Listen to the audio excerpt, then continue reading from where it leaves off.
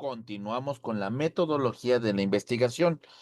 En esta unidad vamos a estudiar el proceso cuantitativo y la fase de ejecución de nuestro trabajo de investigación.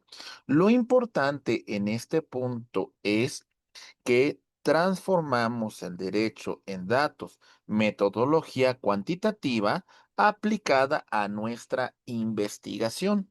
Y bueno, continuamos y vemos, por supuesto, la concepción o elección del diseño de nuestra investigación. Es muy importante. El diseño es nuestro plan de batalla. Es la estrategia específica que usaremos para responder nuestras preguntas y, por supuesto, probar la conformación de nuestra hipótesis. Bueno, verificamos el diseño maestro de nuestro trabajo de investigación. No solamente es un plan, es el plan maestro. Es la estructura que decidimos usar para obtener información. Vas a observar, vas a comparar o vas a intervenir. Son preguntas importantes que tenemos que realizar en cuanto en cuanto a la definición del diseño. Y llegamos, por supuesto, a diseños experimentales. Aquí es donde el investigador juega a ser Dios, manipula la realidad para ver qué pasa. Son raros en la investigación jurídica tradicional, pero no es imposible que esto ocurra. Vamos a verificar, por supuesto, requisitos de experimentos puros. Tenemos una manipulación intencional. Creamos la causa. El investigador controla, modifica las variables independientes. Miden el efecto, miden el antes y el después en ambos grupos para observar los cambios. Y por supuesto, el control y validez interna.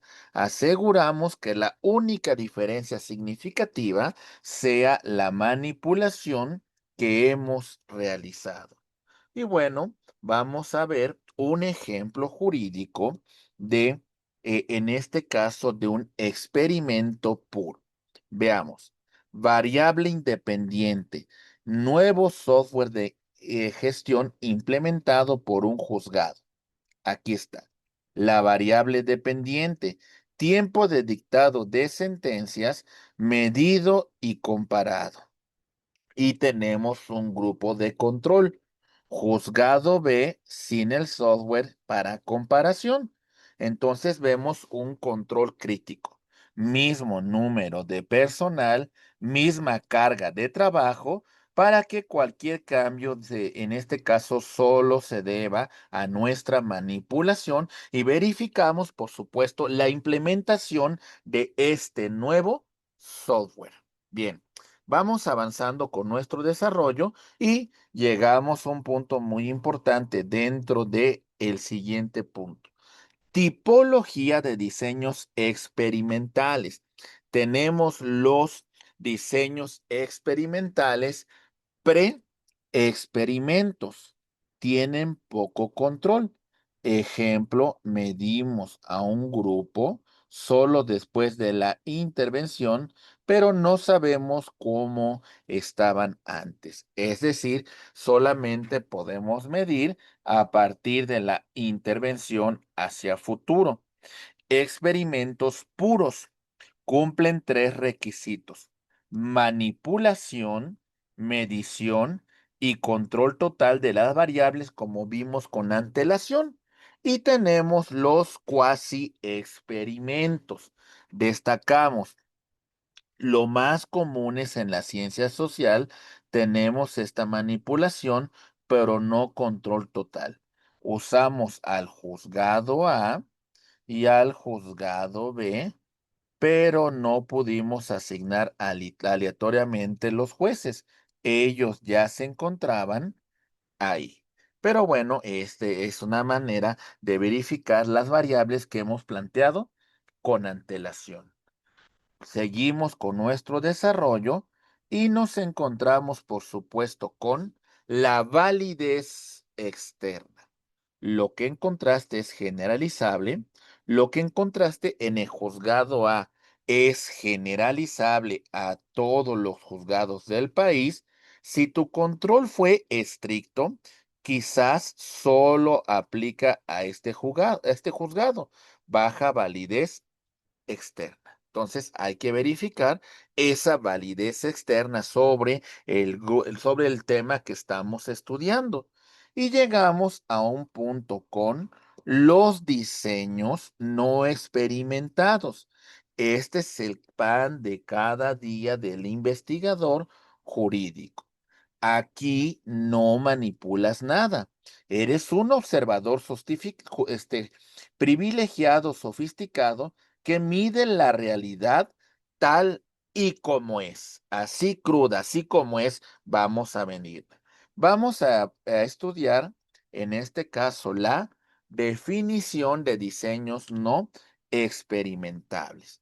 Medimos fenómenos que ya ocurrieron o que están ocurriendo sin nuestra intervención. No asignamos abogados, medimos resultados de los abogados que ya existen, sin, en este caso, intervención del investigador en el fenómeno estudiado. Medimos las variables como se presentan naturalmente y, por supuesto, interpretamos los datos existentes sin manipulación, tal y como se presentan. Y bueno, tenemos también la tipología de los diseños no experimentales, transeccionales, transversales. Es una foto en un momento de tiempo. Recolectamos datos una sola vez. Longitudinales, evolutivos. Es una película. Mide las mismas variables a los mismos sujetos a lo largo, a través de el tiempo. Muy bien. Perfecto. Te vamos a mencionar un ejemplo de un diseño transeccional para que nos quede un poco más claro. Y bueno, lo verificamos de la siguiente manera. Estudio de corte transversal. Revisamos todos los expedientes de divorcio incausado iniciados solo en 2024 para describir cómo se resolvieron. Es una medición única en un tiempo específico. Muy bien. Ejemplo ahora de un diseño longitudinal. Vamos a ver este caso. Iniciamos en el 2024 analizando 100 juicios de amparo que se interponen. De 2024 a 2026 vamos a dando un seguimiento, medición cada 6 meses hasta de la cohorte. Muy bien. Y bueno, la conclusión hasta que causan ejecutoria.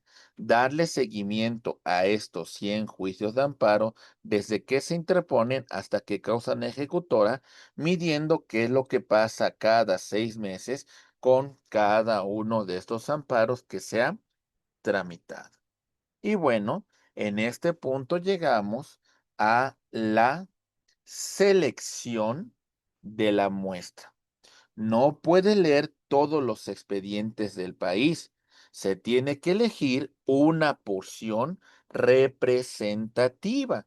Y en este punto, algunos aspectos claves que tenemos que definir son los siguientes. Empezamos con una población, un conjunto total. Ejemplo, todas las sentencias de amparo directo en materia laboral emitido por el primer circuito entre 2020 y 2024. Muestras 2. La muestra, perdón, el subgrupo que realmente vas a leer y analizar.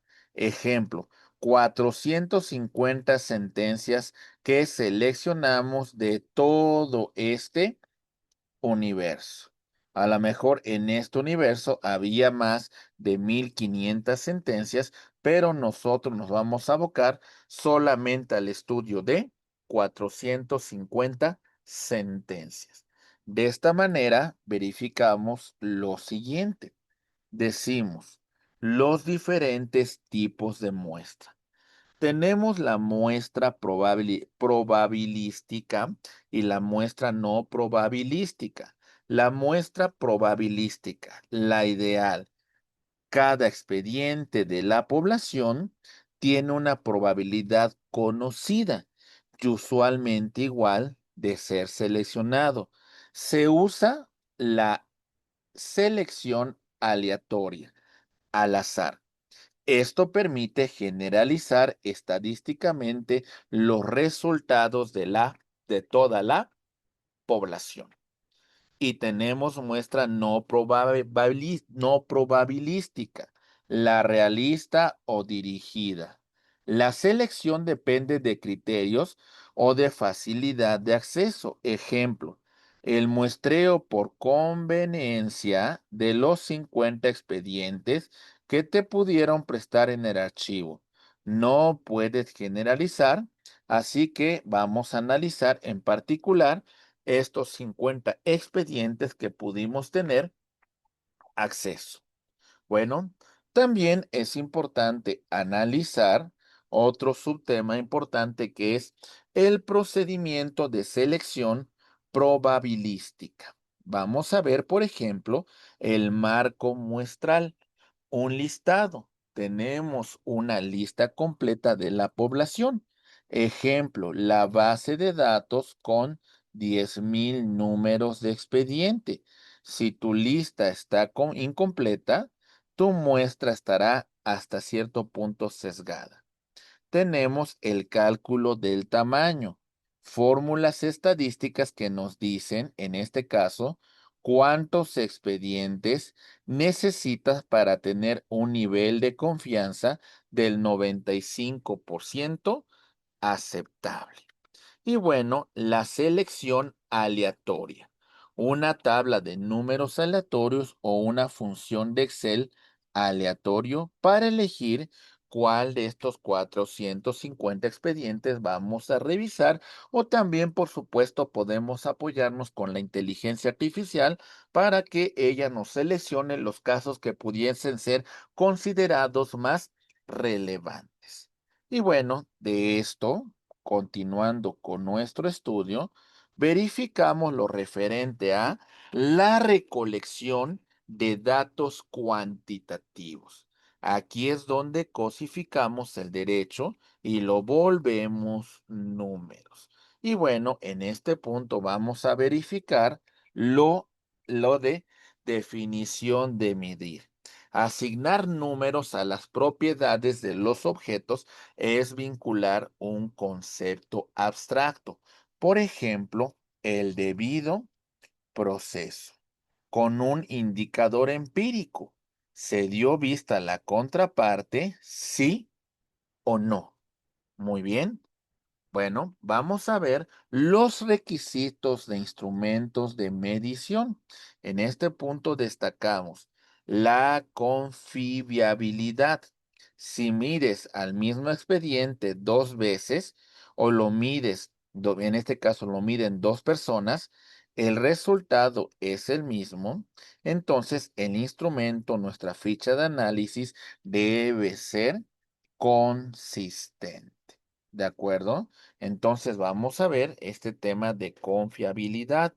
La validez.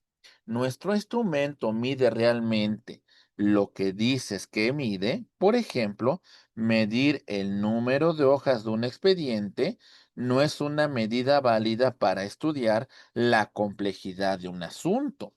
Y bueno, también la objetividad, que el humor o sesgo del investigador no afecte el registro del dato, porque entonces no estamos realizando una medición objetiva.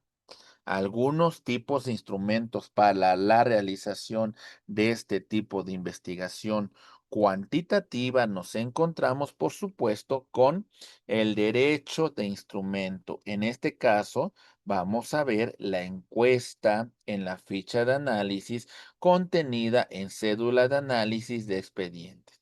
Por ejemplo, cuestionarios, preguntas cerradas. ¿El juez citó jurisprudencia? ¿Sí o no? Escalas para medir actitudes. La mediación, por ejemplo, el Likert mide un acuerdo. La mediación es la mejor forma de resolver conflictos y tenemos aquí, por supuesto, la medición del 1 a 5. Totalmente desacuerdo o totalmente acuerdo. Y bueno, los niveles de medición son cruciales para la investigación que estamos formulando. El tipo de estadística que utilizamos, pues depende qué medición vamos a realizar. Por ejemplo, vámonos en este caso con el nivel 1, nominal. Solo clasifica, son etiquetas. Por ejemplo, tipo de delito, 1, robo, 2, homicidio, 3, fraude. Los números no tienen orden ni valor, solamente son códigos. Bien, avanzamos. El nivel 2.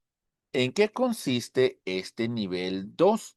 Hay un orden, pero la diferencia entre categorías no es uniforme. Por ejemplo, en un ejemplo jurídico, la instancia 1, primera instancia 2, apelación 3, amparos. Nivel de estudios 1, licenciatura 2, maestría 3, doctorado. Muy bien. Bien, vamos a continuar.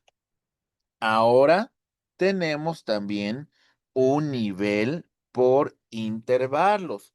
Hay un orden y la distancia es uniforme, pero el cero es arbitrario. Es, por ejemplo, en la temperatura de centígrados o en el puntaje de Celsius. ¿De acuerdo? Muy bien, vamos avanzando. Nivel 4 de razón. En nivel más alto. Ejemplo, hay orden, distancia uniforme y un cero real que implica la ausencia de la variable. Por ejemplo, años de sentencia, 0 años es ausencia. Monto de condena, 0 pesos. O número de pruebas presentadas, 0 absoluto posible. Bueno, llegamos también, por supuesto, a la codificación. Traducir respuestas a números para meterlos en un software estadístico. Por ejemplo, masculino, femenino, sentencia condenatoria, sentencia absolutoria. El análisis de estos datos cuantitativos es muy importante. Es importante tener una matriz de datos a la hora de hacerla hablar. Esto implicaría, por supuesto, un análisis estadístico transformando datos en conocimiento. De esta manera verificamos lo referente a la estadística descriptiva. Su objeto es resumir los datos. Es la foto de nuestra muestra. Por ejemplo, distribución de frecuencias. ¿Cuántos y en qué porcentaje? Tenemos 70% que fueron condenatorias, el 30% que fueron absolutorias. Medidas de tendencia central. En este caso, moda, mediana y media. Y medidas de variabilidad. ¿Qué tan dispersos están tus datos? El rasgo de desviación estándar. Y bueno, tenemos en este caso las medidas, ok, de tendencia central. Vemos la moda, el valor más frecuente. Ejemplo, el delito más común fue el delito de robo. La mediana, el valor central. Por ejemplo, el 50% de las sentencias duró menos de 15 años. Y la media, el promedio, El monto promedio de la condena fue por la cantidad de 80,500 pesos. Y bueno, la importancia de la medición de la variabilidad, pues de alguna manera es un dato estadístico muy importante. Por ejemplo, el rango. Tenemos la diferencia entre máximo y mínimo. Las condenas que se implementaron del 2024 al 2025 fueron desde los 2 años hasta los 50 años de prisión. Y la desviación estándar, que tanto se alejan los datos del promedio e indica la dispersión de los valores respecto a la media. Y bueno, estimados amigos, de esta manera llegamos a un punto importante con la estadística inferencial. Su objeto es probar la hipótesis, generar e interferir los resultados a la población. Algunos análisis paramétricos que podemos destacar son los siguientes: por datos de razón, intervalo y distribución material. Tenemos el cociente de Pearson, que mide la fuerza y dirección de la relación lineal entre dos variables. Por ejemplo, la correlación entre años de experiencia del juez y el número de sus sentencias que fueron revocadas. Tenemos la prueba T. Compara las medidas promedios de dos grupos. Por ejemplo, el monto promedio de la condena es diferente entre el juzgado A y el juzgado B. Y bueno, tenemos el análisis de varianza. ANOVA compara las medidas de tres o más grupos. Ejemplo, difiere el promedio de condena entre el juzgado A, B y C.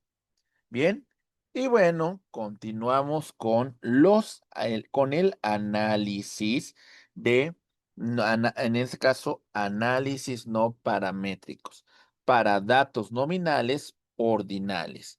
Tenemos el chi cuadra, la favorita en el derecho. Compara frecuencias observadas y esperadas y existe una asociación de dependencia entre dos variables categóricas. ¿De acuerdo? Por ejemplo, vamos a ver el siguiente caso. Tenemos ejemplo de chi cuadra. Hipótesis: el tipo de abogado, público o privado, si se asocia con el resultado de juicio de una condena o absolutoria. Hipótesis nula: no hay asociación, son independientes. Y el resultado, en este caso, te dice que la diferencia es que ves estadísticamente y significativamente que es solo por azar. Entonces aquí vemos el ejemplo del chi cuadra x al cuadrado. Y por supuesto vamos a verificar en conclusión el reporte de resultados cuantitativos. Es la hora que los hallazgos sean comunicados. De esta manera verificamos el contexto del reporte. Nuestro reporte académico: un paper en una revista jurídica con un rigor metodológico, la revisión de pares y, por supuesto, la contribución al conocimiento. Y un reporte no académico, por ejemplo, un informe al Consejo de la Judicatura orientando decisiones, el lenguaje accesible y recomendaciones prácticas.